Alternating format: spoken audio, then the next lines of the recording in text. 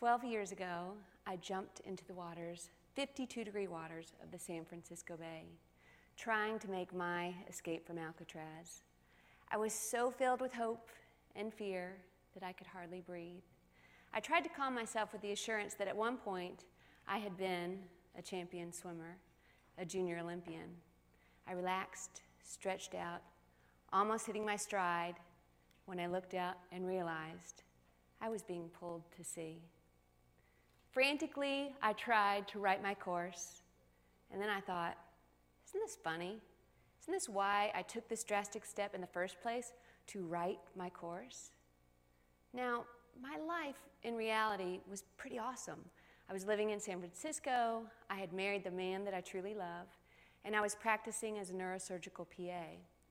But the daily demands of my life just somehow started to seem like a to-do list rather than a dream come true. I was doing everything that was expected of me, but somehow I felt like there was more to life. I felt like something was missing.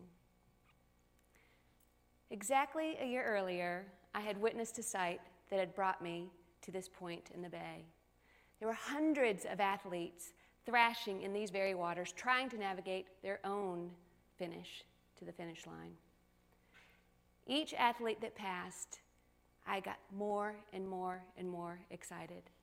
They came across in all shapes and all sizes, but each one of them, you could just sense their feeling of pride. You could sense their feeling of accomplishment, their belief in themselves. And I thought, I want to believe in myself. I want to feel that way. And each one, I was in awe. Little did I know that triathlon would be the beginning of my personal journey. Now let me just say right here that triathlon was so out of my box. I was terrified of anything like this. Of course, I did have the swimming background, but that was forever ago. And I was unfamiliar with a bike that didn't come equipped with a banana seat and a basket and a bell. And as a child, I had severe asthma. So running was just something that I could never, ever do well. So me do the escape from Alcatraz, me become a triathlete, that just was kind of crazy, pretty crazy. So I thought, you know what, my hope outweighed my fear, and I thought, I've got to give this a try. So I took a deep breath, and I started swimming harder and harder. I found that old familiar swimmer's glide, and I found my way to shore. When I got to shore, I was so exhilarated, so happy that I made it through the first leg of my triathlon, so thrilled with myself that I bounded from the waters, I tore off my wetsuit, and started heading in towards the bike. Now, those of you who have done a triathlon might know what a transition looks like. A transition is where the athletes place their equipment, where they go from their bike to their swim, and then their swim to their bike, and then their bike to their run. But there's hundreds of racks, hundreds of bikes, hundreds of athletes, and it's really chaotic. So this being my first race, triathlon newbie, I really had no idea what I was doing, and I ran into the transition, completely lost. I run up to my rack where I had placed everything so nicely, and I go to get on my bike, and my bike's not there. It's gone. Somebody had taken my bike, and now I'm thinking, well, how am I going to win this thing if I don't even have a bike and don't have, running shoes? I was panicked. So I'm pacing around and freaking out and thinking, how am I going to do this? A kind race official walks up and says, sweetheart, is everything okay? I said, no, everything's not okay. Somebody stole my bike. I placed it right here. It's not here. It's gone. Somebody took it. He said, well, that's interesting. Did they take your bike and your helmet and your shoes and your water bottle and your race belt and everything? Yes, it's gone. It's all gone. What am I going to do? I can't continue. So he asked me if this was my first race, and I said, yes, but what does that matter if this is my first race? This is serious. Somebody stole my stuff. Are you going to help me? So he kindly walks up a couple racks, looks at my race number, walks up to this perfectly set up transition area and says, is this your stuff? And I looked at it and looked at him and said, oh, thank God they returned it. So I jumped on my bike and took off for 18 grueling miles of hills. Now, when you are in this I can do and I'm doing great. I felt like that. I had made it through my swim. I had found my bike, and I'm off on this hilly ride, and at one point I had to get off and push my bike up the hill, which was really demoralizing. All of these cyclists are passing me left and right, left and right. So my can-do very quickly turned into, I can't. What am I thinking getting myself into this race? And who do I think I am? And that internal chatter started saying, you know, what were you thinking? This is ridiculous. You're no triathlete. And as the bikers are passing me, now I'm getting mad at them. They're trying to encourage me and saying, keep up the good work, way to go. And I'm thinking, way to go, what's wrong with you? Do you see I'm pushing my bike here? So I'm mad at myself, I'm mad at the world. Keep it up. Well, if I had a bike like yours, maybe I could keep it up, but I'm on this clunker. So finally, I turned that internal chatter into a kind voice and said, you are doing this for you, for your goals, your heart. Get on that bike, start pedaling, finish this race. And I started pedaling. I slogged through the hills. I made it back to transition. And I was so excited when I got to transition, I waved at my race official. And he thought I needed help, so started directing me back to my rack. And I said, no, got this. Been there, done that. Transition, pro, I got this. So put my bike back on my rack, put on my running shoes, and headed off for my 8-mile run. Same story, I'm feeling great. I've checked off the swim, I've checked off the bike. I'm off for my run and feeling really strong until mile 5. Mile 5 merges on to Baker Beach. Now, if any of you have ever run on sand, you know that that's pretty difficult in itself, but I had already worn myself out. I'm exhausted, so I'm moving at some pace that in no way resembles running. It's some kind of injured duck of something or other. And then off to the side, I see the notorious sand steps, which are the passageway from the sand, from the beach, up a cliff, to the road, in order to continue the run. So by the time I get there, it's more of a sand slide, which I managed to crawl up the sand slide to the road. Now, this being my first race, I had little expectations of my time, and it became very evident that I was finishing in the back of the pack. The crowds were thinning, and I can hear the cheering far in the distance. But what I did hear was the announcer announcing the names of the athletes who were crossing the finish line. And I knew if I could put one foot in front of the next, continue the shuffle, half mile after half mile, that my name would be announced too. So invigorated with the belief that I was actually going to finish this thing, I started running. And I started running until I saw that chute, and I saw people in awe of me. So I sprinted across that finish line with tears of joy, and I shouted, it may not have been fast, it may not have been pretty, but I did it. I did it. And what struck me at that moment is that I did it. I actually did it. I mean, if I hadn't been there to see it, I wouldn't have believed it. It was remarkable that I did it. At that moment, my chemistry changed, and I had to extend this experience to others. I felt like I had become this triathlon evangelist.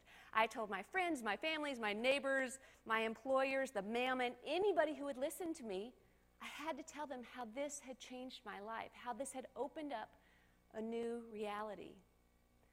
Together We Try was born the day I escaped from Alcatraz. My new goal was to help anyone interested. I wanted to help people who felt ordinary.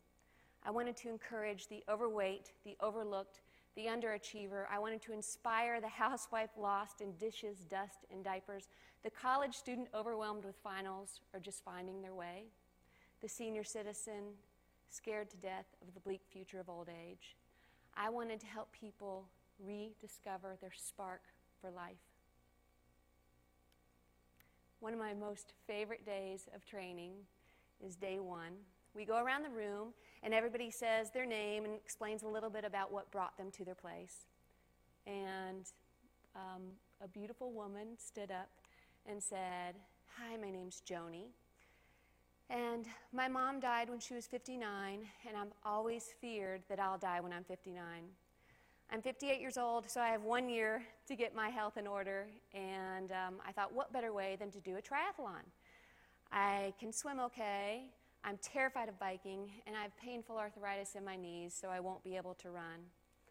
And when she asked her doctor said, "Well, sure, go ahead and do a triathlon, but don't get discouraged because you're not going to win." So Joni said, "You know what? I'm going to see if I can do this, and I'm going to do my best and give it a try." And I said, "Well, Joni, welcome, but Geriatrics 101 is next door. Bye-bye." Joni's here, so she said I could say that. Of course I didn't say that. So Joni trained really hard with us, and she became everybody's best friend and everybody's cheerleader. Race day came around. Her kids flew in to see her race, and as she was wading in the water, her children said, "Hey, Mom, what do you think Grandma would think of you?" And Joni thought for a minute and said, "You know, she'd probably think I was nuts, but I'm hoping she's looking down on me saying, I'm proud of you." So Joni went off for a swim, finished it easily. We were waiting for everybody on the bike course, and all of a sudden we hear ding, ding, ding, ding, ding, ding, ding. And there's Joni on her hybrid bike with her bell, waving at all of us, thrilled to death with her race. And at the finish line, we see something amazing. 50 yards from the finish, we see Joni, and she's sprinting. She's sprinting through the finish line, tears running down her cheeks. She's absolutely glowing.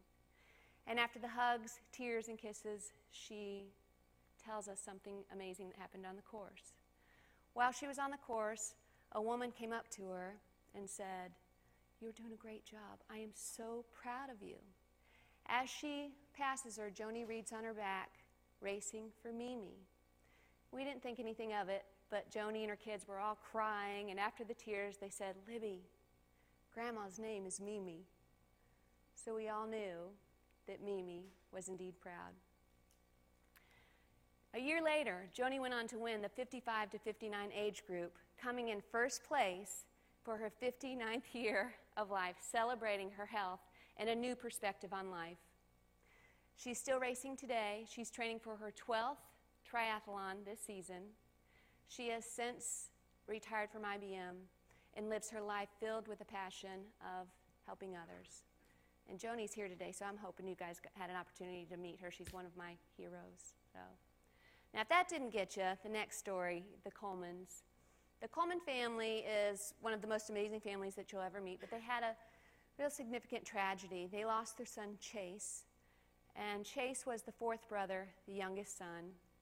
Chase died in a devastating car accident, and they made a decision to allow Chase to be an organ donor. As hard as this was on them, they started to receive letters of thanks. "Thanks to your son, I'm going to live. I'm going to walk, to see, to breathe." The family members got to meet some of the people whose lives they had changed, and this touched them so much that the Colemans started a triathlon training company called Tri for Life in honor of Chase and to highlight organ donation. This story was so victorious to me, I felt like I just had to share it. So we brought the Colemans in and started a benefit called Chase Your Dreams. As the brothers spoke so lovingly of Chase, another gentleman stood up. His name was Terry. Terry was so strong and he was fit, but that wasn't always the case. He was actually at one point dying of heart disease and needed a new heart. He was hoping and praying that he would live to see his daughter grow up, but he felt like there wasn't a chance. And as he laid in his hospital bed, he received a phone call about a boy who had lost his life, but his heart was a match. Terry received the heart of Chase, and as he gained strength, Terry realized that Chase was an athlete, and in honor of his life giver, Terry started training and running and racing, and he is now a triathlete. He is now a winning champion at the Transplant Olympics. And not only did he get to see his daughter grow up, he walked her down her aisle and danced at her wedding. Such a beautiful story. The Colemans could have hidden themselves in their sorrow, they could have buried themselves in their tragedy, but instead they chose to leap in and take this tragedy and turn it into a passion that reaches beyond hope. Their courage inspires me every day. Today, Together We Try has touched over 7,000 lives. All of these athletes have had different strengths, weaknesses, hopes, and dreams. It has been just an honor to be a part of their lives, to see how their lives have changed, to watch their courage soar, to watch their bodies grow stronger. And none of them had to win. None of them had to place. And you might think it's an obscure path to open up new possibilities. But for them, triathlon helped inspire them to believe in themselves, to believe that their own race was worth running, whatever that race may be. I'm still the wife of the man I love, a proud mom of 3 beautiful children. I'm the author of an inspirational book called Try the Journey, and I'm a 3-time Ironman, which, coming from an asthmatic child, I still wonder how I got there. When Ted asked me to talk, I was just so excited beyond belief, and I was so honored to be just included with such an illustrious group of speakers. I was thinking, what in the world can I say to inspire such an amazing group of people? And then they said, we want you to give the talk of your life, but you have 18 minutes to give it in. And I was like, what? What was that? I'd like to talk. And I thought an Ironman would be easier than to confine my talk of my life into 18 minutes. But I thought long and hard about what I could possibly say, and I wanted to say something powerful. I wanted to say something remarkable. I wanted to say something to make a difference. And then I thought, really, all I can share is who I am and try to tell you what I try to tell myself. Libby, have courage.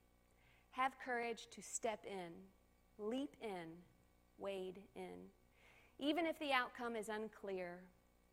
And if and when I learn something along my journey, Libby, share it. Share it. Because the magnitude of joy increases 100-fold if you can extend a hand and help someone else rise above their own expectations and believe that there really are no limits. My life does make a difference, and so does yours. There was a little boy walking on the beach, and there were hundreds, thousands of starfish that had washed up to shore. And one by one, he's diligently, joyfully throwing in starfish after starfish. And there's an old man watching him for a long time. Finally walks up to the little boy and shakes his head and says, "Son, this is useless. It doesn't matter how many starfish you throw in, it's not going to make a difference." The little boy paused for a minute, looked at all the starfish on the sand, and then with a big smile, he reached down and grabbed another one, and then extended his hand and said, "It made a difference to him. Thanks for having me."